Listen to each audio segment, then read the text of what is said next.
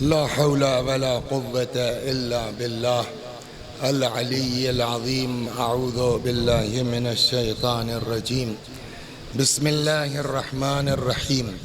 الحمد لله رب العالمين بارئ الخلائق أجمعين باعث الأنبياء والمرسلين، والصلاة والسلام والتحية والإكرام على البشير النذير السراج المنير سيدنا ونبينا وشفيعنا إن شاء الله أبي القاسم محمد.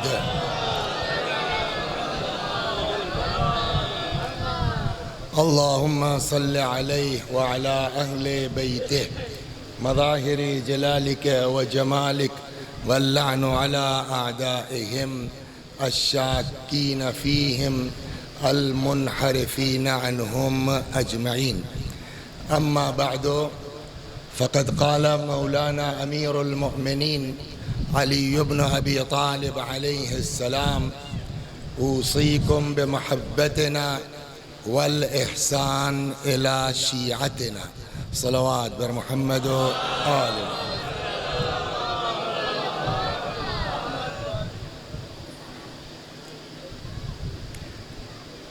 یہ حدیث مبارک جس کی تلاوت کی گئی ہے، حضرت امیر المؤمنین سلام اللہ علیہ کی وصیت ہے. حضرت فرماتے ہیں: اوصیکم بمحبتنا، میں تم لوگوں کو وصیت کرتا ہوں ہم اہل بیت سے محبت کی، اور والاحسان الی شیعتنا، اور ہمارے چاہنے والوں کے ساتھ احسان اور اچھا سلوک. یعنی دو وصیت ہے مولا کی، ایک اہل بیت سے محبت، لیکن یہ محبت اکیلے کافی نہیں ہے. والاحسان الی شیعتنا، محبت کے ساتھ ساتھ ہمارے شیعوں کے ساتھ اچھا سلوک کرنا. اس کے بعد کا جملہ جو ہے میرا نہیں، وہ بھی مولا ہی کا ہے.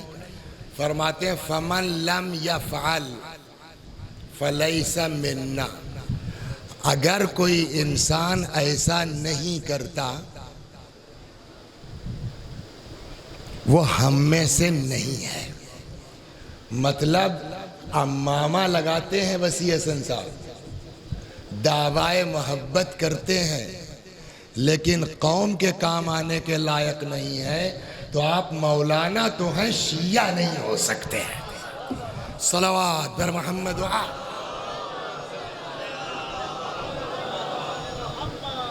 والاحسان الی شیعتنا. بہت لمبی چوڑی مجلس نہیں پڑھوں گا، جلدی جلدی جو چار، اس لے کے ابھی 2 مجلسیں اور ہونی ہیں. اور ہم ہیں تو نہیں بارہ بنکی کے، بلکہ فیض آباد کے بھی نہیں ہیں، لیکن اتنا آتے جاتے رہتے ہیں کہ جسٹ لائک لوکل ہے نا. تو ان سالانہ مجلسوں میں اب ان لوگوں کی محبت ہے کہ ہم کو بلا لیتے ہیں، ورنہ عام دنوں میں تو آتے ہی رہتے ہیں. اس میں ذرا باہر کے لوگ آئیں، تھوڑا ٹیسٹ بدلے، لیکن آپ کی محبت ہے، آپ نے بلا لیا ہے، تو میں 45 منٹ آپ کا کم سے کم لوں گا. 10 منٹ کی کوئی گارنٹی نہیں آگے پیچھے کی. صلوات پر محمد وآل. وہ ہے، وہ کہتے ہیں 10 منٹ ادر سائڈ جو ہے وہ مانا جاتا ہے. تو مین چیز کیا ہے؟ ایک تو یہ ہو گئی حدیث.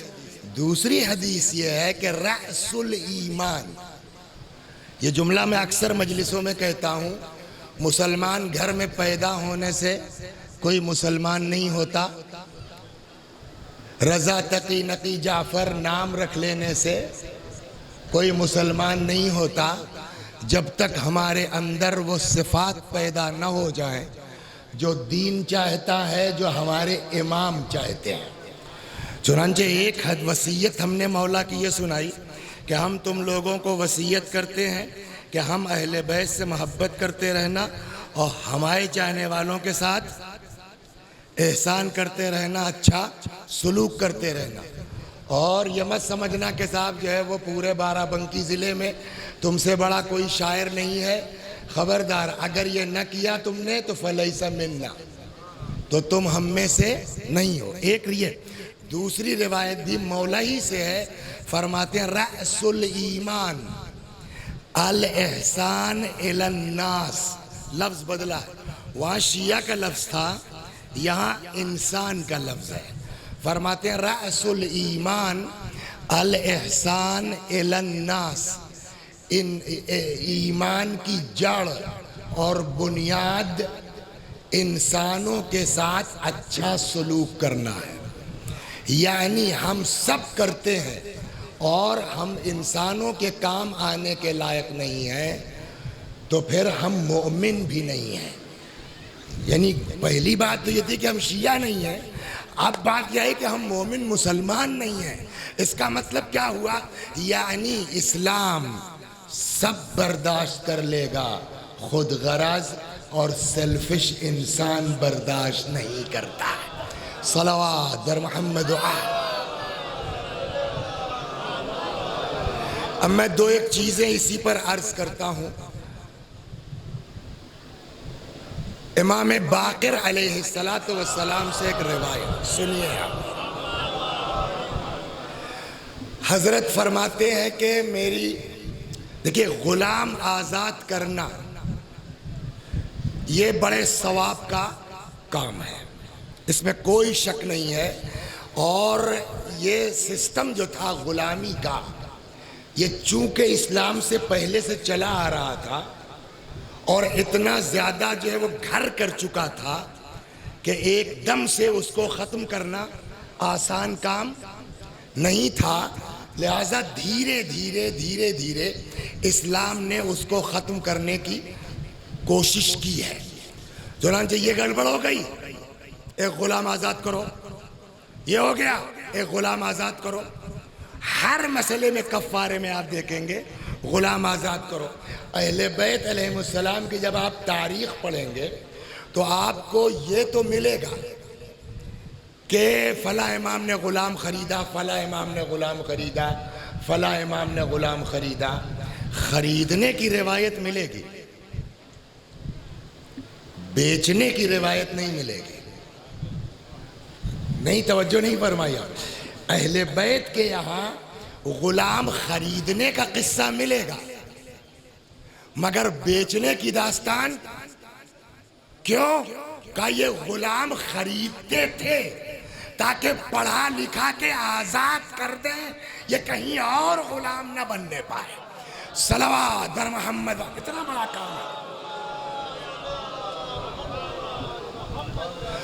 اچھا یہ دور وہ تھا، ایک صلوات پڑھیے محمد والے محمد.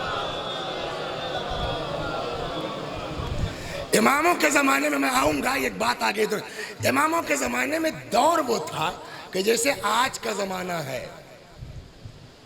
تو مدرسہ ناظمیہ ہے، آپ کے سلطان المدارس ہے، جامعۃ التبلیغ ہے، تنظیم المکاتب ہے، یا ہمارے یہاں فیض آباد میں آ جائیے اگر شاید بچ جائے تو وثیقہ اسکول ہے. تو اماموں کے زمانے میں تھوڑا سا پیریڈ رہا ہے 5ویں امام 6ٹھے امام کا، لیکن جنرلی اماموں کے زمانے میں اسکول کھولنے یا مدرسہ چلانے کا ممکن نہیں تھا، سرکار نہ کرنے دیتی ہے. تو اب کریں تو کیا کریں؟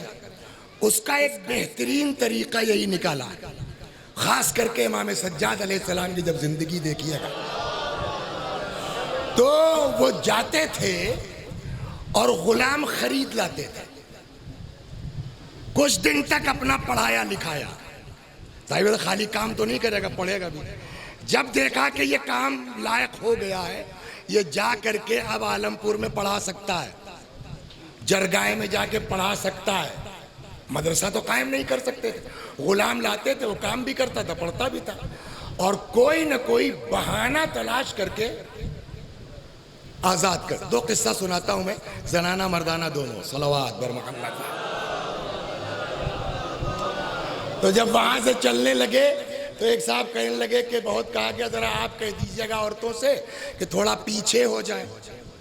میں نے ان کو جواب تو نہیں دیا, اپنے دل میں کا اس زمانے میں اپنے بیوی بچے تو سنتے نہیں, ہم کیا اعلان کریں گے, سمجھ گئے آپ. تو ہم کہہ وہی نہیں رہے ہیں, لیکن اگر تھوڑا تھوڑا پیچھے ہو جائیں گے تو کچھ مردوں کو جگہ اور مل جائے گی, مگر بھیا ہم کہہ نہیں رہے. ہاں صلوات بر محمد وآل. اور دیکھیے جو لوگ کھڑے ہیں یہ موڈ بنا رہی ہیں عورتوں, میرا دل کہہ رہا ہے کہ یہ لوگ پیچھے جانے کے موڈ میں آ گئی ہیں. آپ لوگ آئیے گا تب نا پیچھے جائیں گی. وہ تو سمجھ رہے ہیں کہ مرد لوگ کھڑے ہیں تو ہم کہیں جگہ خالی کریں. صلوات بر محمد. تو امام زین العابدین سلام اللہ علیہ کے زمانے میں قحط پڑا زبردست. ایک سیاہ فام گڑ گڑا کر کے دعا کر رہا ہے. غلام شکل سے لگ رہا ہے کیا غلام. ایک آدمی کو اس کی دعا کا انداز بڑا اچھا لگا تو وہ کھڑا ہو کے سننے لگا. اچانک صاحب بادل اٹھا, خوب جم کے بارش ہوئی اور دل میں جگہ بنی, یار یہ آدمی کون ہے؟ شکل و صورت سے تو حبشی ہے, غلام ہے, مگر اتنی بڑھیا دعا دیکھیں یہ رہتا کہاں ہے. اس کے پیچھے پیچھے چل پڑے تو کیا دیکھا انہوں نے کہ وہ چوتھے امام کے گھر میں داخل. اچھا یہ خاصاب یہاں کے ہیں. خاصاب جان بوجھ کا غلام سید تھوڑی ہوگا. صلوات بر محمد وآل. آج تک جو میں نے پڑھا خالی ایک سید غلام ہوا جس کا نام ایاز تھا. صلوات بر محمد وآل. تو اچھا یہ یہاں کے ہیں, اس کا مطلب یہ امام کا غلام ہے. آ گئے اندر حضرت کی بارگاہ میں. مولا آپ سے کام تھا. بولو. ایک غلام خریدنا تھا آپ سے. بات وہی آئی. کیا؟ ایک غلام لینا تھا. کون سا چاہیے وہ بتاؤ, ہم سے خریدنے کی بات مت کرو. وہی ذہن میرا, انہوں نے خریدا ہے بیچا. کہنا صاحب وہ دیکھ کے پہچان لیں گے, نام تو نہیں جانتے. حضرت نے فرمایا کہ سارے غلاموں کو اکٹھا کرو, لے آؤ. سب آ گئے صاحب. بولو اس میں تو نہیں ہے کوئی.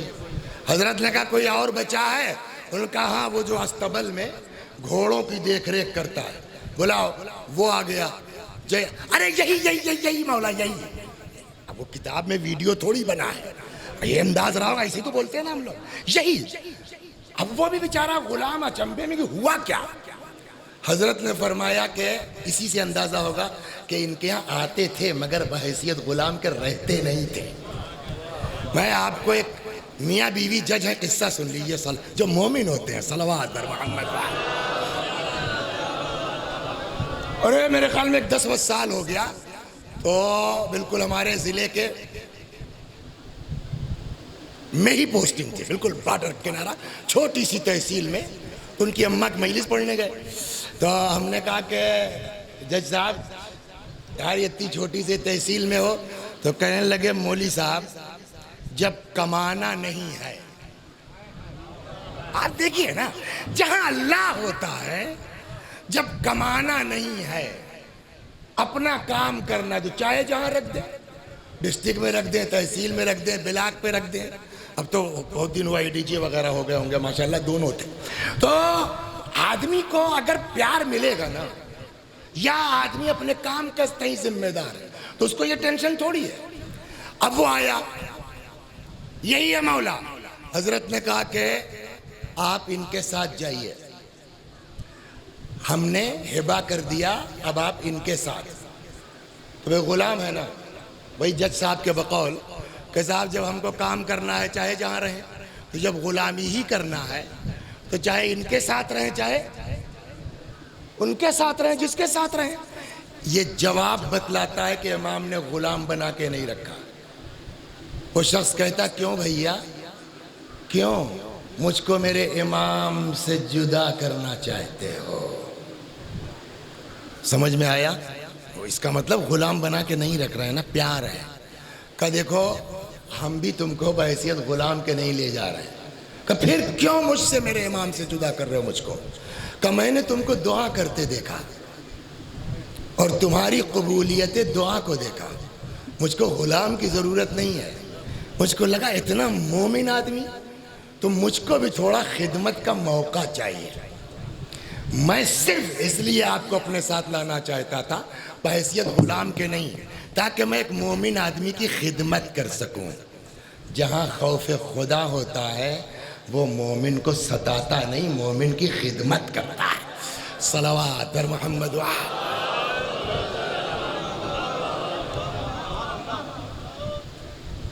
تو اس نے کہا کیوں؟ کہ ہم نے تمہاری دعا کرتے سنا تم اتنے مومن. ہم لوگ ہوتے تو کیا کرتے؟ اچھا آپ سن رہے تھے کیا جب میں دعا کر رہا تھا؟ یہی تو مزاج ہم لوگوں کا ہے نا. لیکن جو اللہ والے ہوتے ہیں اس نے فوراً ہاتھ اٹھایا، کہتا خدا یہ راز میرے اور تیرے درمیان تھا، کوئی نہیں جانتا تھا. اب جب کہ تو نے میرا راز فاش کر دیا ہے تو پبلک کی واہ واہ کے لیے میں زندہ نہیں رہنا چاہتا، اپنی بارگاہ میں بلا لے. وہ گھبرا گیا، ارے بھیا بھیا بھیا رہنے دیجیے، آپ یہیں رہیے، میں جا رہا ہوں. اب تو تیر نکل چکا. وہ چلے تو گئے، تھوڑی دیر کے بعد کچھ اپنا طبیعت بگڑی، بخار وخار آیا، انتقال ہو گیا. امام نے اس آدمی کے پاس پیغام کہلوایا کہ بھیا ہوا جس کو تم چاہ رہے تھے وہ مر گیا، اتنے بجے اس کی مٹی آ کر کے شرکت کر لیجئے. غور فرما رہے ہیں؟ تو اتنا اول تو یہ غلامی کو پسند نہیں کرتے تھے، آزاد کرتے تھے، اور جب تک رکھتے تھے تب تک غلام کی حیثیت سے رکھتے نہیں تھے. اب آپ کی سمجھ میں آ گیا کہ اسلام سب سے بڑا مخالف ہے غلامی کا. ٹھیک؟ اور اسی لیے اگر آپ غور فرمائیں، روز عاشورہ امام حسین علیہ السلام نے جو تقریر کی ہے نا ان یزیدیوں سے، اس میں بھی اس بات کی طرف امام کا اشارہ ہے.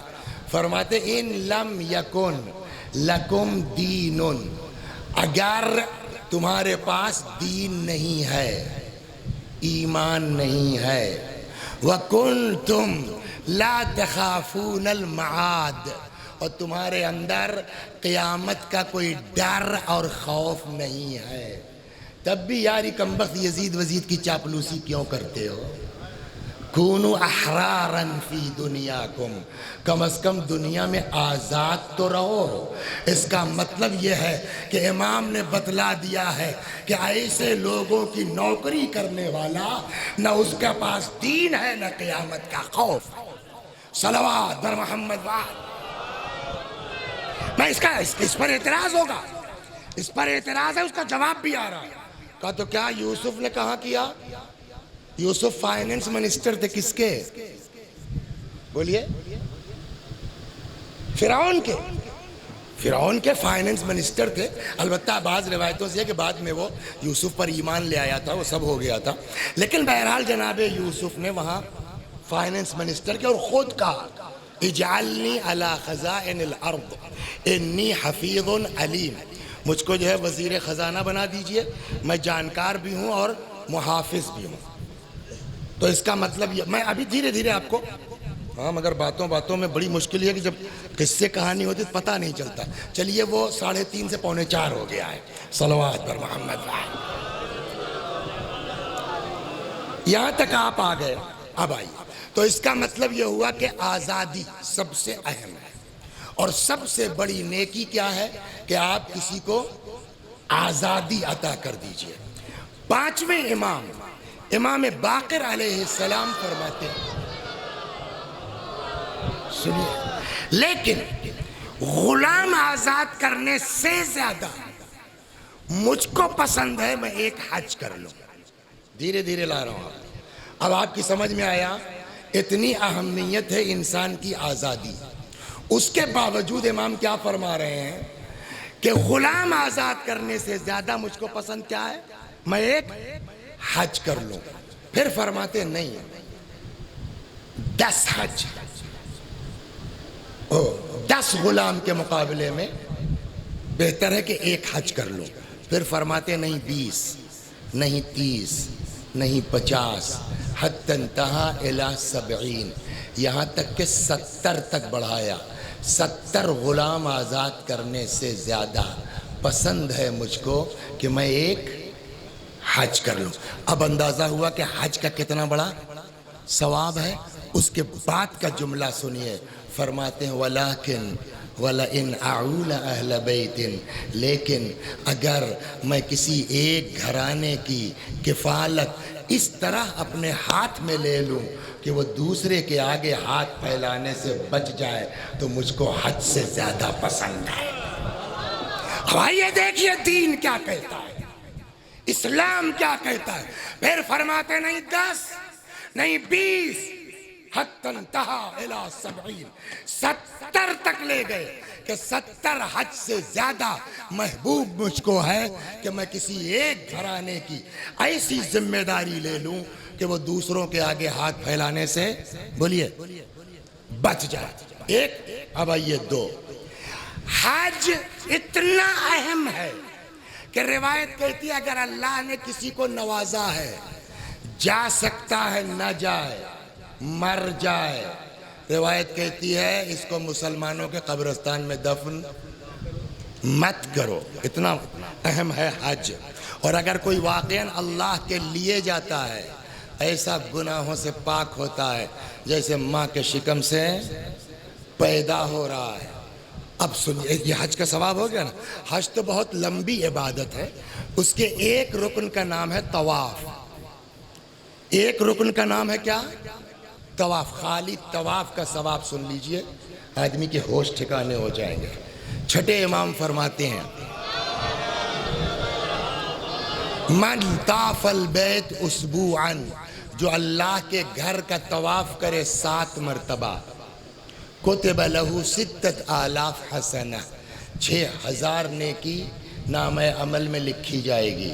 وَمُحْيَ عَنْهُ 6000 سیئہ، 6000 برائی مٹائی جائے گی. وَرُفِعَ لَهُ 6000 درجہ، 6000 درجات ترقی دی جائے گی. کس کو؟ من طاف البیت اسبوعا، جو اللہ کے گھر کا طواف کرے 7 مرتبہ. پھر امام فرماتے ہیں ولیکن من قضا حاجت المؤمن فہو افضل من طواف و طواف و طواف، لیکن اگر کوئی کسی مومن کی حاجت پوری کر دے تو طواف سے افضل ہے، طواف سے افضل ہے، طواف سے 10 بار امام نے تکرار کی ہے.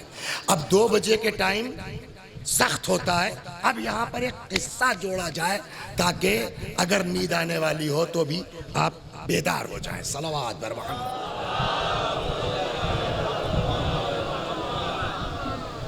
یہاں تک آپ آ گئے. اب آئیے تو یہ حج کا بڑا ثواب ہے. کسی کو اللہ توفیق دیتا ہے، ورنہ زندگی میں تو ایک ہی حج واجب ہے نا، بات ختم ہو گئی. ایک اللہ کا بندہ ہے، جیسے ہمارے ہاں وثیقہ میں ایک بزرگوار ہیں مولانا نذیر صاحب، شوق کی بات ہے. نذیر صاحب بیچارے اللہ ان کو طول عمر عنایت فرمائے، ریٹائر ہو چکے ہیں، کوئی بہت تنخواہ آمدنی بھی نہیں ہے، مجلس بھی نہیں پڑھتے، آپ جانتے ہوں گے پردھان جی.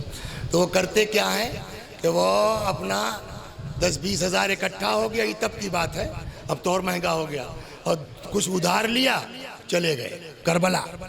پھر واپس آئے، 4-6 مہینہ قرضہ ادا کریں گے، پھر اکٹھا کریں گے. ابھی گئے تھے تو ان لوگوں نے پوچھا کہ مولوی صاحب کتنی بار جا چکے ہیں آپ؟ تو کہنے لگا یاد نہیں، شاید 25واں یا 26ویں مرتبہ ہے. 1 سے 1 کروڑپتی بیٹھے ہیں، ایسے لوگوں کو امام بلا لیتے ہیں. صلوات بر محمد. تو ویسے ہی شوق کے اوپر ہے. اور یہ تو روایت بھی ہے کہ اللہ جس کسی کے لیے خیر چاہتا ہے اس کے دل میں امام حسین اور ان کی زیارت کی محبت ڈال دیتا ہے. تو ویسے ہی حج ہے. مولا کی وصیت ہے، خبردار تم لوگوں کے ہوتے ہوئے خانہ خدا خالی نہ ہونے پائے. ویسے ایک انسان ہے، مرحوم شیخ عباس قمی نے منتہی الاعمال کی دوسری جلد کے شروع میں اس طرح کے قصے لکھے، ایک سناتا ہوں جو موضوع سے مربوط ہے۔ تو اس آدمی کو شوق 1 سال غیب کر کے حج پہ جانے کا، 10-15 حج کتنا کر چکے نہیں معلوم، تو پچھلے سال نہیں گئے تھے، اب کی مثلا حج کا نمبر تھا ان کا، ساری تیاری ویاری، بہت توجہ سے سنیے گا، سمجھ گئے آپ؟ 5 لاکھ کا یہ واقعہ ہے، صلوات بر محمد، بہت توجہ سنیے آپ۔ اس سستے میں ہم سنا کے جا رہے ہیں، مگر بہت سستا واقعہ نہیں ہے۔ اگر ایک کے بھی دل میں گھس گئی بات یہ تو دنیا و آخرت کامیاب، یہ داستان وہ ہے، صلوات بر محمد۔ تو ساری تیاری ہو گئی رئیس بھائی، تو اب وہ ٹریول چیک وغیرہ تو ہوتا نہیں تھا، تھیلیاں بنتی تھی، تو ان کا اپنا آکلن یہ تھا کہ 10-20 ہزار کے قریب خرچ ہو جائے گا، وہ بھی تھیلی ویلی بنا کے کسی کام سے بیچارے نئی سڑک چلے گئے مسئلہ۔ تو وہاں گئے تو کیا بات کیا کہتے نہیں معلوم، جہاں یہ گوبر ووبر پھینکا جاتا ہے اس کو ہمارے یہاں کہتے ہیں گھور، آپ کیا بولتے ہیں؟ ہاں گھوری بولتے ہیں، اس کو ذرا علمی کر دیں مزبلہ۔ مزبلہ اس لیے نہیں کہا کہ بچے سمجھے نہ سمجھے، گھور آسان ہے، اس لیے کہ منبر قابلیت کے اظہار کی جگہ نہیں، بات پہنچانے کا مقام ہے۔ تو گھور کے پاس دیکھا ایک عورت بڑھیا بیٹھی مردہ مرغ چھیل رہی ہے، یہ کھڑے ہو گئے، کہا چچی بہت مرغا کھانے کا دل چاہتا ہے، پتہ نہیں ہے کہ مردہ حرام ہے۔ اس مومنہ نے سر اٹھایا، بابو مجھ کو دین بتاؤ گے؟ مجھ کو شریعت بتاؤ گے؟ میرے گھر سے اسلام چلا ہے، میں سیدانی ہوں، علی و فاطمہ کی اولاد، مجھ کو پتا ہے، لیکن اب میرے لیے، میرے بچوں کے لیے یہ حلال ہے۔ کیوں؟ کہ اگر یہ نہیں پہنچے گا بھوک سے میرے بچے مر جائیں گے۔ ایک دعا کیجئے، ماشاءاللہ 3 دن سے آپ یہاں ذکر اہل بیت سن رہے ہیں، بہت قریب ہو چکے ہوں گے آپ اللہ سے، اہل بیت سے، شاید اللہ سن لے اور آپ کے بہانے ہمارے لیے بھی سن لے۔ دعا کیجئے پروردگارہ صحیح ٹائم پر صحیح فیصلے کی توفیق عطا فرما، یہ مین چیز ہے۔ بعد میں آدمی افسوس کرتا ہے پر یہ کیا بتائے، اس وقت ہم کو یہ کرنا چاہیے، یہ دعا کرے کہ صحیح وقت پر اللہ صحیح فیصلے کی توفیق عطا کرے۔ سوچا 10 حج کر چکے ہو، تمہارے اوپر حج واجب نہیں ہے، تم مستحبی حج کرنے جاؤ، اور ایک سیدانی فاقے کی وجہ سے مردار کھائے، یہی ہے صحیح وقت پہ صحیح فیصلہ کر لیا، نہیں جاؤں گا۔ ہم آپ ہوتے تو کیا کرتے؟ بہت اللہ والے 100 روپیہ نکال کے دے دیتے، اور یہ جو انجینئر بڑی تنخواہ والے ہوتے 500 روپیہ دے دیتے، یہی تو ہوتا ہے نا، اور کیا ہوتا ہے۔ وہ آدمی واپس آیا، وہ جو پوری 10,000 کی تھیلی بنایا تھا حج کے لیے لے کے آئے، اس بڑھیا کے پاس پہنچے، اماں لو جاؤ، چھوڑو اس مردار کو، اپنے بچوں کے لیے عزوقے کا انتظام کرو۔ آ کے دوستوں سے کہا اس سال حج پر نہیں جاؤں گا، کینسل۔ کیوں؟ میری اپنی کوئی پرابلم ہے، کھلا بھی نہیں، بات ختم ہو گئی۔ حاجی چلے گئے، اب جب حج کر کے لوگ واپس پلٹے تو سارا علاقہ جا رہا ہے اموسی حاجیوں کے استقبال کے لیے، تو یہ بھی چلے گئے، یار نہیں گئے کم سے کم حاجیوں کا استقبال ہی کر لیں۔ اب جو ارے کب آئے رئیس بھائی آپ؟ ہم کہاں گئے تھے؟ واہ، مینا میں آپ نے یہ بات کہی، 1 2 4، کوئی کہہ رہا طواف میں ملے، کوئی کہہ رہا ہے وہاں مزدلفہ ملے، کوئی کہہ رہا کنکری بیلتے ملے، کوئی کہہ رہا فلاں جگہ بالکل۔ حد تو اس وقت ہوئی، ہمیں کب آئے تم؟ میں گیا کہاں تھا یار، گئے نہیں تھے، وہ قرضہ بانٹ رہے تھے۔ کیا مطلب؟ کہ وہ جس کو تم نے 10,000 دیا تھا یار میں نے کس کو دیا؟ سن رہے ہیں آپ؟ کہ میں اپنے خیمے میں تھا، تب تک خیمہ ڈھونڈتا ہوا آدمی پہنچا، اے بھیا جرگائیں کے ہو؟ کہاں واپس گاؤں جاؤ گے؟ کہاں صاحبان صاحب کے پہچانتے ہو؟ کہاں کہ ان سے ہم نے 10,000 قرضہ لیا تھا، جانا تو دے دینا، تو تمہارا نام لے کر کے اس نے دیا، کہ یار ہم گئے نہیں، تو ہم کیا کریں؟ اس نے تمہارے نام سے دیا، تم رکھو چاہے جو کرو، میں کیسے رکھ لوں؟ تو اب یہ حد ہو گئی نا۔ ابھی تک تو یہ تھا کہ بھائی شاید کوئی ہمارا ہم شکل رہا ہوگا، ملتی جلتی شکل رہی ہوگی۔ اب وہ صبح میں وہاں تھا بمبئی ایئرپورٹ پر، تو دور سے ایک آدمی کھڑا تھا، وہ کچھ ایسے ہی، میں نے کہا مشیر صاحب ہیں کیا؟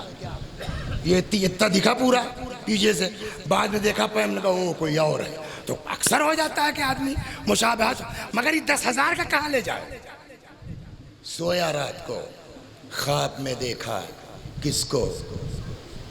مولا کو نہیں، جناب فاطمہ کو نہیں۔ میں نے بلا وجہ نہیں کہا، 5 لاکھ کا یہ قصہ ہے کم از کم، ایک آدمی کے بھی دل میں اگر گھس جائے نا۔ اور ایک ڈائریکٹ خود بنفس نفیس، کس کو؟ رسول اللہ کو دیکھا۔ حضرت تشریف لائے ہیں، فرماتے ہیں کیوں تعجب کر رہے ہو تم؟ جو لوگ کہہ رہے ہیں کہ تم حج پہ گئے تھے، کہتے یا رسول اللہ تعجب نہیں ہوگا، میں گیا نہیں، تعجب نہیں ہوگا۔ اب سنیے آپ،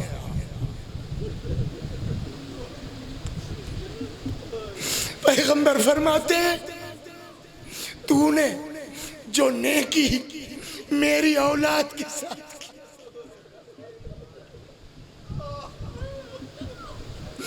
تو نے میری نیکی، جو نیکی میری اولاد کے ساتھ کی ہے، یہ نیکی خدا کو اتنی پسند آئی ہے، اتنی پسند آئی ہے کہ اللہ نے تیری شکل کا فرشتہ خلق کیا ہے، جو ہر سال تیری طرف سے حج کرتا رہے گا۔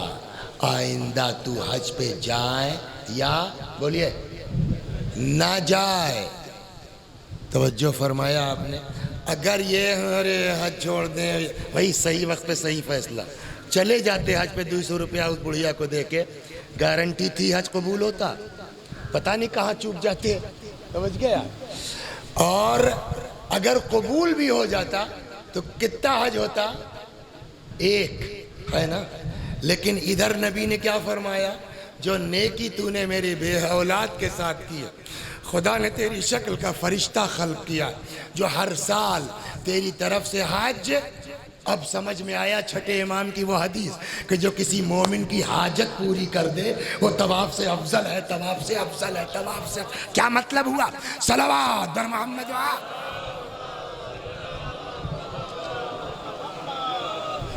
خدا شاہد ہے، اللہ کی کچھ مرضی ہے، مجھے نہیں معلوم۔ میں یہ پڑھنے آیا تھا، نکال کے رکھا تھا میں نے، اور گھوم گئی بات، تو اب ادھر ہی چل رہے ہیں۔ تو ایک اور سنیے، اور بات تو وقت تو پورا ہی ہو گیا۔ صلوات پر محمد۔ تو ایک حدیث ہے، سن لیجئے۔ ایک شخص آتا ہے چھٹے امام کی بارگاہ میں،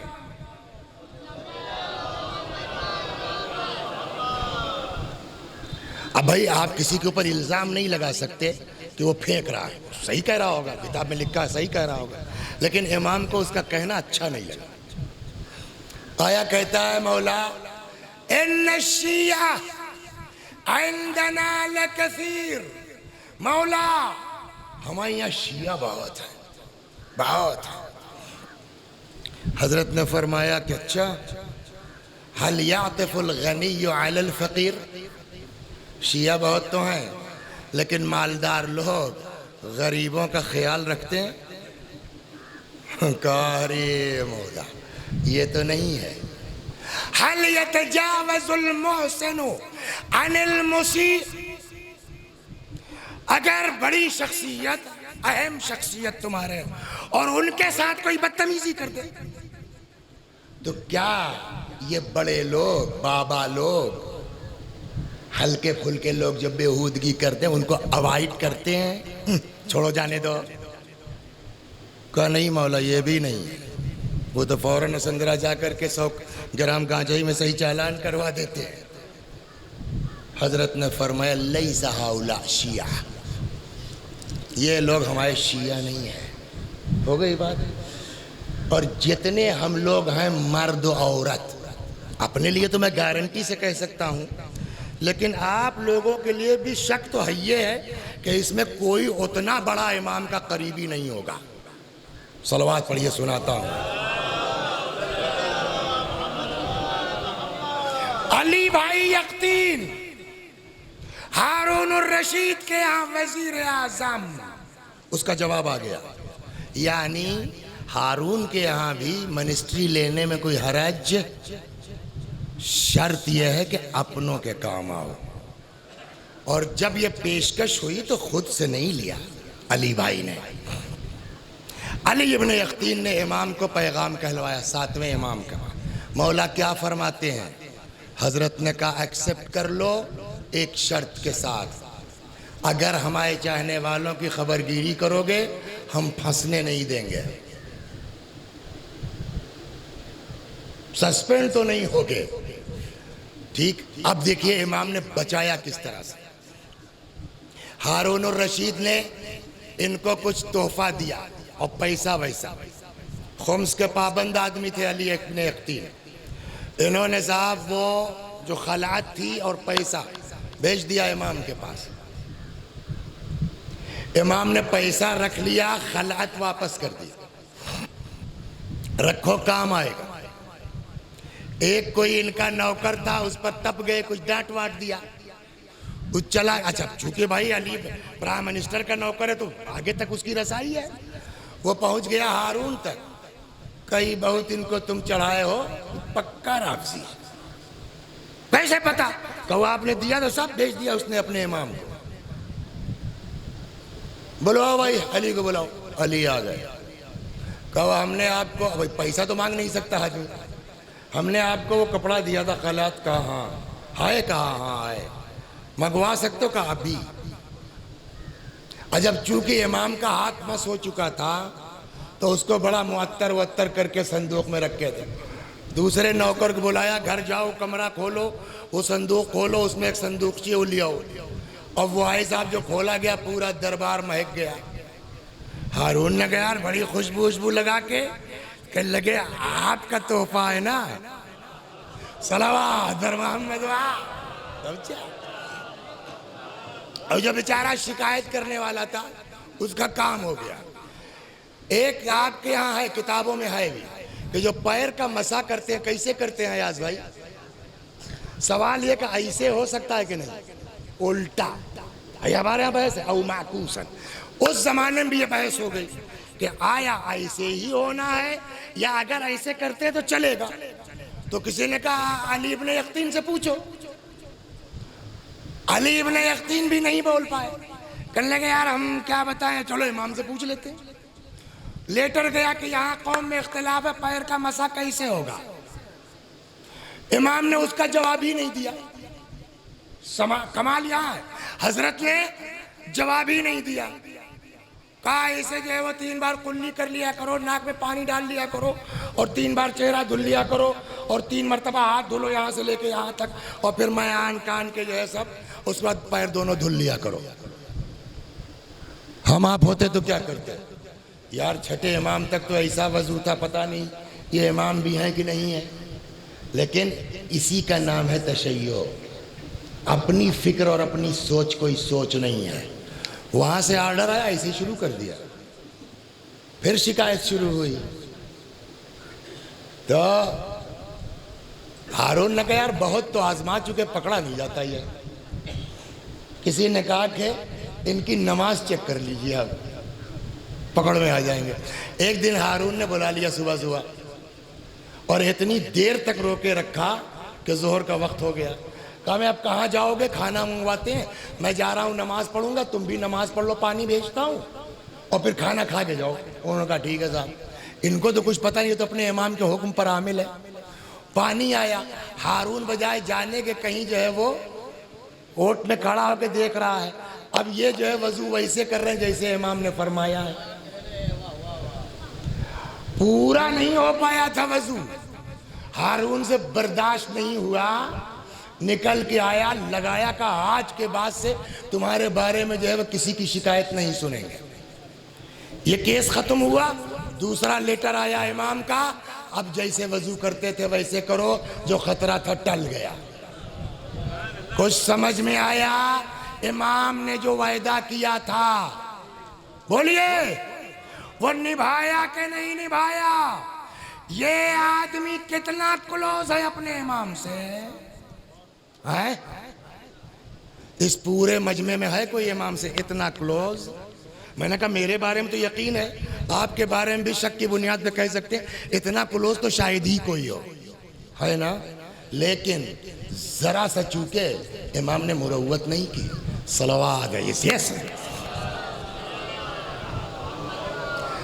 इब्राहिम भाई ऊंट चराते हैं, उनको कोई काम पड़ गया, गए बगदाद।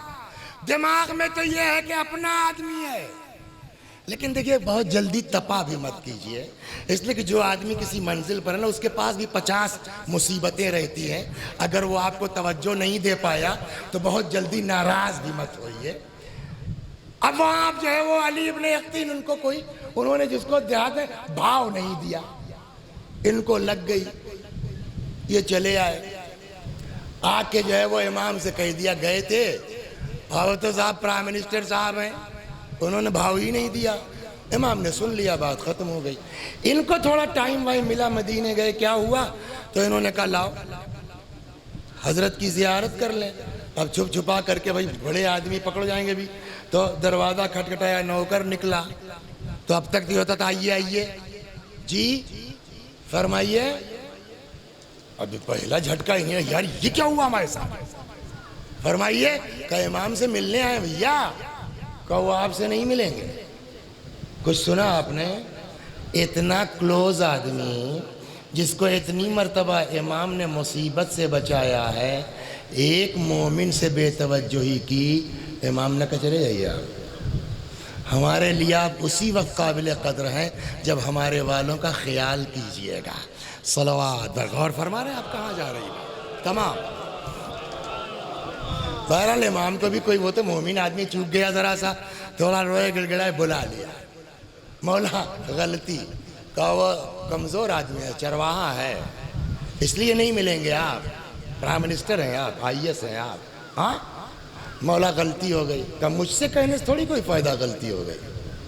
का तब का जब तक इब्राहिम नहीं माफ़ करेंगे हमसे आपसे कोई नाता नहीं है। का मौला वो कूफे में रहता है, उनके का तुम माफ़ी मांगना चाहते हो नहीं चाहते हो, बकिया हम करेंगे ना, तुम सुधरना तो चाहो, इंतज़ाम वो करेंगे। मौला मैं माफ़ी मांगूंगा, आप खुश रहिए, जो करना होगा करूंगा। मेरे मौला तुम राजी रहो, मुझको जो कहोगे मैं करूंगा मेरे आका। तो कब्रिस्तान चले जाओ, वहाँ तुमको एक ऊँट मिलेगा, उस पर बैठ जाओ, कुछ नहीं करना है, डायरेक्ट तुमको ले जाएगा चरवाहे के घर पर। ये बैठ गए, देखा कि साहब सामने मकान, उतर गए, खटखटाया। इब्राहिम चौंक जाएगा, नहीं चौंक जाएगा? अरे खैरियत? तो आपसे माफ़ी मांगने आए। अरे कैसी बात करते हैं आप? अरे कहा ना माफ़ करो। अरे साहब कोई बात नहीं है, तो ऐसे ही बात आई तो हमने इमाम से कहा ना माफ़ करो। कहा अच्छा माफ़ किया। कहा ऐसे नहीं, जो तुमको इहानत और तौहीन का एहसास हुआ है वो मुझको होना चाहिए। कहा तो क्या करना होगा साहब? कहा मैं सर रखता हूँ ये रुखसार अपना ज़मीन पर। अब समझ गए आप ना? ए मौली साहब बहुत घमंड मत करो, ए शायर साहब बहुत घमंड मत करो, ए IAS PCS बहुत घमंड मत करो, ए प्रधान जी नेताजी बहुत घमंड न करो। 4 आने की औकात अहले बैत के सामने नहीं है अगर उनके गरीब चाहने वालों का ख्याल नहीं किया तुमने। 10 पैसे की औकात नहीं है मौली साहब आपकी। पैर रखो। आखिरकार इसरार किया, रखा उन्होंने। और फरमा रहे हैं رکھ دیا. واپس آئے, حضرت نے کہا ٹھیک ہے جاؤ. کچھ سمجھے آپ؟ ہمارے یہاں ایک لفظ بولا جاتا ہے توقیع. بس آخری بات ہے, کیا؟ توقیع. ایک تو حدیث ہے, حدیث قدسی ہے, قرآن ہے نا, روایت ہے, خبر ہے. ویسے ہی ایک لفظ بولا جاتا ہے توقیع. جو بزرگ لوگ ہیں سمجھ رہے ہیں توقیع کسے کہتے ہیں؟ کہ توقیع کہتے ہیں کہ زمانہ غیبت میں امام نے بعض علماء اور بزرگوں کو خط لکھا ہے, گائیڈ لائن دی ہے. وہ جو امام سے خط صادر ہوا ہے اس کو علمی زبان میں کیا کہتے ہیں؟ توقیع. ساری توقیعات سے مطلب نہیں ہے, 3:45 بھی ہونے جا رہا ہے. ایک توقیع جو اسی موضوع سے مربوط ہے, اور تمام مرحوم آیت اللہ العظمی قاصد ابو الحسن اصفہانی رضوان اللہ علیہ, میں سارے اپنے جو بچے ہیں بزرگ ہیں سب کو, اگر چاہتے ہو کہ امام ہماری مدد کریں, نسخہ دے رہا ہوں. پچھلا والا قصہ اگر 5 لاکھ کا تھا تو یہ توقیع بھی جو ہے زندگی بنانے کے لیے اس سے کم نہیں ہے. توجہ فرما رہے ہیں آپ؟ امام نے قاصد ابو الحسن کو توقیع لکھی, 2 لائن ہے تو 3 لائن مگر مطلب ہی 2 ہی ہے. فرماتے ہیں رخص, یہ امام زمانہ کا فرمان ہے کس کو؟ اپنے مرجع کو, عالم کو. رخص نفسک للناس, اپنے کو پبلک کے لیے آسان بنا دو. کیا مطلب ہوا؟ اب 3 دن سے وسیع حسن صاحب کو فون کر رہے ہیں, اٹھا ہی نہیں رہے. اے یار عباس بھائی لو بتا دو یار کہ ابھی وہاں جائیں. امام اس سے خوش نہیں ہے کہ آپ ان کے چاہنے والوں کو دھوکہ دیجئے اور ان کے سامنے پوز بنائیے. حضرت نے فرمایا رخص نفسک للناس, اپنے کو پبلک کے لیے آسان بنا دو. دوسرے بھی جملے کا مطلب یہی ہے, وجلس فی الدہلیز, اور گھر کے سامنے, دہلیز تو ہمارے یہاں بولتے ہیں نا, گھر کے سامنے دہلیز پر بیٹھو. کیا مطلب ہوا اس کا ایاز بھائی؟ سامنے گھر کے دہلیز پہ بیٹھو, بیل نہ بجانا پڑے, کھٹکھٹانا نہ پڑے. ہمارے چاہنے والے تم سے ملنے آ رہے ہیں, ڈائریکٹ مل سکیں. مطلب وہی دونوں فقروں کا ہوا نا کہ اپنے کو پبلک کے لیے آسان بناؤ. نتیجہ رخص نفسک للناس, اپنے کو پبلک کے لیے آسان بنا دو. وجلس فی الدہلیز, اور گھر کے سامنے بیٹھو. یہ 2 کام تم کرو, امام کا وعدہ ہم سب سے ہے, نحن ننصرک, ہم تمہاری مستقل مدد کرتے رہیں گے. صلوات در محمد. چاہتے ہیں کہ امام مددگار ہو, امام کے چاہنے والوں کے مددگار ہم بن جائیں, ہمارے مددگار بولیے امام ہو جائیں گے. پورا علاقہ نہیں کر سکتے, مت کرو. اپنا گاؤں تو دیکھ سکتے ہو, اپنا فیض آباد تو دیکھ سکتے ہو, اپنے رشتہ دار تو دیکھ سکتے ہو. اور اگر آپ غور کریں گے نا تو کوئی گاؤں, کوئی خاندان آپ کو ایسا نہیں ملے گا. میری بات پہ غور کیجئے پردھان جی, کوئی خاندان آپ کو ایسا نہیں ملے گا کہ جہاں 50 فقیر ہیں لیکن 1-2 کو ضرور اللہ نے ایسا بنایا ہے کہ ان کو لے کے چل سکتا ہے. سمجھ رہے ہیں آپ؟ دین یہی چاہتا, دنیا کے چکر میں نہیں. اپنا خاندان تو دیکھ لو, اپنا گاؤں تو سنبھال لو, اور جن جن کو اللہ نے نوازا ہے خالی وہ اپنا خاندان سنبھال لیں, کسی کو نجفی ہاؤس پینشن کی درخواست دینے کی ضرورت نہیں ہے. صلوات بر محمد و آل محمد. بس پروردگارا ہم سب کو توفیق عطا فرما کہ جو ہمارا مولا چاہتا ہے, ہمارا امام چاہتا ہے, ہم اس پر عمل کر سکیں. بس اب میرے پاس باتوں باتوں میں وہ بھی 5 منٹ چلا گیا, وقت نہیں بچا. 2 جملے مصائب کے, اور اب سب کو پتہ ہے کہ زیادہ تر امام کی رخصت پڑھتے ہیں. شہزادی کو بھی اسی کی خواہش رہی ہے, سب چلے گئے. میرا مولا تنہا ہے, میرا مولا اکیلا ہے. فنظر یمینا و شمالا، امام نے دائیں دیکھا بائیں دیکھا، نہ آسرا تھا کوئی شاہ کربلائی کو، فقط بہن نے کیا تھا سوار بھائی کو۔ آئے در خیمہ پر زینب خدا حافظ، اے رقیہ و رباب خدا حافظ۔ ذوالجناح پہ سوار ہوئے، ابھی چند قدم چلے تھے، پیچھے سے آواز آئی مہلاً مہلا یا ابن الزہرا، مہلاً مہلا یا ابن الزہرا، اے زہرا کے لال دھیرے دھیرے، اے زہرا کے فرزند آہستہ آہستہ۔ مڑ کے دیکھا زینب چلی آ رہی ہے، اتر گئے، بہن تم تو رخصت کر چکی تھی، اب کیوں چلی آ رہی ہے؟ فرماتی ہیں بھیا اماں نے کہا تھا جب میرا لال جانے لگے میرے لال کے گلے کو رو چوم لینا۔ اے بھیا بندے قبا کھولو، ارے کوئی بی بی کے دل سے پوچھے جس گلے کو چومنے جا رہی ہو ابھی اسی گلے پہ کند خنجر پھرایا جائے۔ آ گئے میدان میں، بس 2 جملے ختم و دعا۔ آ گئے میدان میں، لڑتے لڑتے ایک وقت وہ آیا جب حضرت سے گھوڑے پہ سنبھلا نہ گیا، زمین پہ تشریف لائے۔ ان یزیدی جانوروں سے کہیں زیادہ وفادار، سمجھدار، عاقل امام کا ذوالجناح ہے۔ اس میں شروع کی ایک لائن وہ نہیں پڑھ پایا، میں ابھی تک نہیں پڑھ پایا، لیکن اکثر ہم جب بنارس جاتے تھے کوئی مجلس پڑھنے تو ایک بزرگ شخصیت وہاں تھی رضوان اللہ علیہ، مولانا احمد حسن صاحب قبلہ۔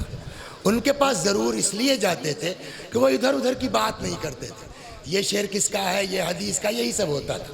تو ایک دن بیٹھے تھے تو انہوں نے اپنا ایک شعر سنایا جناب علی اکبر کی شہادت کا، وہ میں اکثر 6 محرم کو علی اکبر کی شہادت میں پڑھتا ہوں، اس نیت سے کہ گریہ ہو اور اس نیت سے کہ مرحوم کو ثواب پہنچے۔ کنارے پائے اکبر ہٹ گئی ہے دور تک مٹی،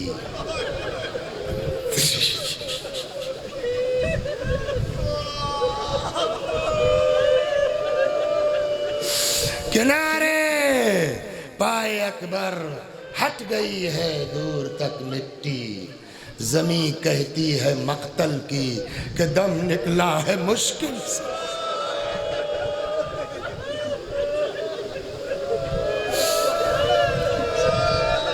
یا اللہ اس بستی پر اپنی رحمت نازل فرما۔ خدا یہ ذکر اہل بیت کا اہتمام، جو لوگ جس طرح بھی اس سالانہ مجالس میں شریک ہیں، کسی نے فرش بچھایا ہے، کسی نے جو ہے وہ دوڑ دھوپ کی ہے، گرمی میں لڑکے کوئی برف لینے جا رہا، کوئی گوشت لینے جا رہا،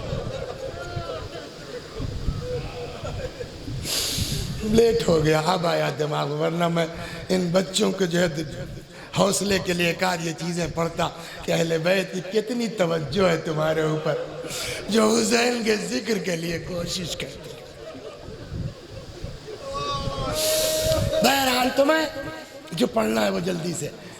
ایک دن ان کی بارگاہ میں حاضر ہوا مولانا احمد حسن صاحب قبلہ کی، تو ایسے ہی سب تو انہوں نے یہ بیان کیا، میں نے ابھی تک نہیں پڑھا، اس کے آگے پڑھا میں نے 12 پڑھا، لیکن اتنا حصہ انہوں نے بیان کیا کہ جب امام حسین علیہ السلام گھوڑے سے گر پڑے، ذوالجناح کو احساس ہوا کہ میرا سوار گر پڑا ہے، تو جانتے ہیں آپ اس نے لجام اپنے دانت میں دبائی، لا کے بار بار امام کے ہاتھ پہ رکھتا تھا۔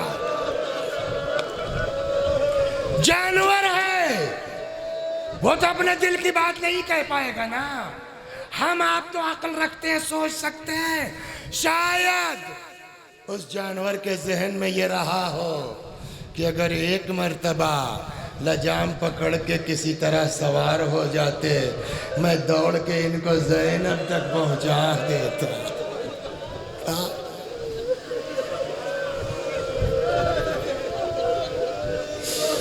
خدا لعنت کرے کہ اتنے میں اس ابن سعد نے کہا پکڑ لو اس گھوڑے کو۔ اب یہاں سے روایات میں نے بھی پڑھا، پکڑ لو اس گھوڑے کو، فَإِنَّهُ مِن جَوَادِ رسول اللہ، یہ پیغمبر کا گھوڑا ہے۔ گھیر لیا یزیدی فوج نے، کم سے کم جو لکھا ہے کتابوں میں وہ ہے 17، گھیر لیا۔ اور اب ذوالجناح نے ہاتھ پیر چلانا شروع کیا ان کو ہٹانے کے لیے، اتنی اسپیڈ سے چلا رہا تھا، اتنی مہارت کے ساتھ کہ روایتوں میں ہے 17 یزیدیوں کو ذوالجناح نے اپنے ہاتھ پیر سے مار ڈالا۔ نتیجہ یہ ہوا کہ عاجز آ کے ابن سعد کو کہنا پڑا جانے دو، چھوڑو، دیکھیں کیا کرتا ہے۔ اب فوج سائیڈ ہو گئی، اب اس گیرودار میں دوڑتے دوڑاتے پتہ نہیں کتنی دور چلا گیا ہوگا، لیکن اب جو روایت کہتی فَلَمَّا أَمِنَ الْجَوَادِ، جیسے ہی گھوڑے کو امن کا احساس ہوا کہ اب کوئی میرے نہیں ہے آگے پیچھے، جہاں بھی چال چکا تھا دوڑتا ہوا تیزی سے پھر مولا کے پاس آ گیا۔ کہاں ملے گی یہ وفاداریاں؟ آ گیا مولا کے پاس، مگر اب جو روایت کہتی ہے لجام نہیں رکھ رہا ہے، لگتا ہے جانور مایوس ہو گیا، اب نہیں سوار ہو پائیں گے۔ جانتے ہیں اب کیا کیا اس نے؟ کہتے ہیں کہ اپنی زلفوں کو، کاکل کو یا شاید پیشانی کو، واللہ عالم، امام کے خون سے رنگین کیا۔ تمام ہو گئی مجلس، دوڑتا ہوا در خیمہ میں آیا، در خیمہ پہ آ کر کے ہنہنانا شروع کیا۔ دیکھیے پھر وہی بات، ہم اور آپ جانور کی زبان نہیں سمجھتے نا، تو ہم لوگ تو یہی سمجھیں گے ہنہنا رہا ہے، لیکن امام جانور کی زبان سمجھتے ہیں۔ چنانچہ 5ویں امام کی حدیث ہے کہ در خیمہ پہ کھڑے ہو کر کے اپنی زبان میں کہہ رہا تھا، ہنہنا تھوڑی رہا تھا صرف۔ کیا 5ویں امام فرماتے ہیں آ کے در خیمہ پہ کہہ رہا تھا الظلیمہ من امت قتلت ابن بنت نبیہا، اور یہ کتنے ظالم ہیں یہ لوگ، کتنے ظالم ہیں یہ لوگ جنہوں نے اپنے نبی کی بیٹی کے بیٹے کو مار ڈالا۔ میں نے اس علاقے میں محرم کا کوئی عشرہ تو نہیں پڑھا ہے، ہاں زید پور میں کچھ سال گئے ہیں، 7ویں کو دیکھا ہوگا آپ نے، عاشور کو کہیں کہیں 7ویں کو ہے نا ذوالجناح نکلتا ہے، دیکھا ہے نا۔ جب یہ ذوالجناح برآمد ہوتا ہے رئیس بھائی تو مردوں کے بعد عورتوں میں جاتا ہے۔ کبھی غور کیا آپ نے کہ جب یہ ذوالجناح آج 1000 سال کے بعد جب عورتوں میں جاتا ہے تو یہ عورتیں کیسے چلاتی اور چیختی ہیں ذوالجناح کو دیکھ کے، ہیں جبکہ ان میں کوئی زینب نہیں ہے۔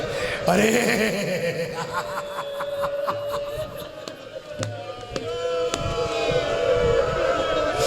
ان میں کوئی کلثوم نہیں ہے۔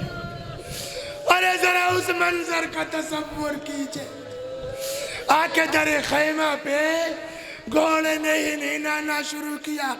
روایت کہتی ہے بیویاں گھبرا کے نکل آئی، کسی نے گھوڑے کی گردن میں بائیں ڈال دی، کچھ آ کے گھوڑے کے پیروں سے لپٹ گئی۔ کہتے اتنے میں ایک کم سن بچی آتی ہے، غور سے دیکھتی ہے، کہتی ہے اے میرے بابا کے گھوڑے بیتنا بتا دے، حل سقیا بھی ام قتل عطشانا، ارے میرے باپ کو پانی ملا تھا یا میرا بابا پیاسا تھا۔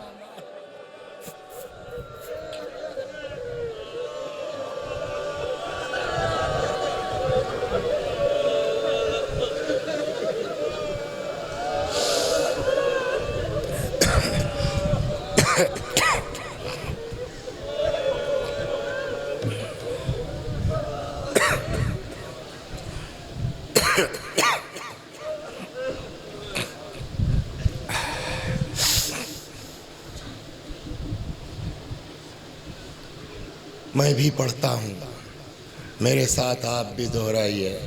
جملہ مؤمنین، مخصوصاً جن لوگوں نے ان مجالس میں تعاون کیا جس طرح بھی، اور جو لوگ ہم مرد و عورت موجود ہیں، ہم سب کے بزرگوں کے ایصال ثواب کی نیت سے ان کو پہنچے گا، روح خوش ہوگی، کہیں گے ہمارے بچے مجلس گئے تھے، تحفہ بھیجا ہے، تو ان کی دعا پھر لگ سکتی، تو پھر ہمارے کام آئے گی۔ اللہم صل علی محمد وآل محمد، اللہم صل علی محمد وآل محمد، اللہم صل علی محمد وآل محمد۔ اعوذ باللہ من الشیطان الرجیم، بسم اللہ الرحمن الرحیم، الحمد للہ رب العالمین، الرحمن الرحیم، مالک یوم الدین، ایاک نعبد وإیاک نستعین، اہدنا الصراط المستقیم، صراط الذین انعمت علیہم غیر المغضوب علیہم ولا الضالین۔ بسم اللہ الرحمن الرحیم، قل هو اللہ احد اللہ الصمد، لم یلد ولم یولد ولم یکن له کفوا احد۔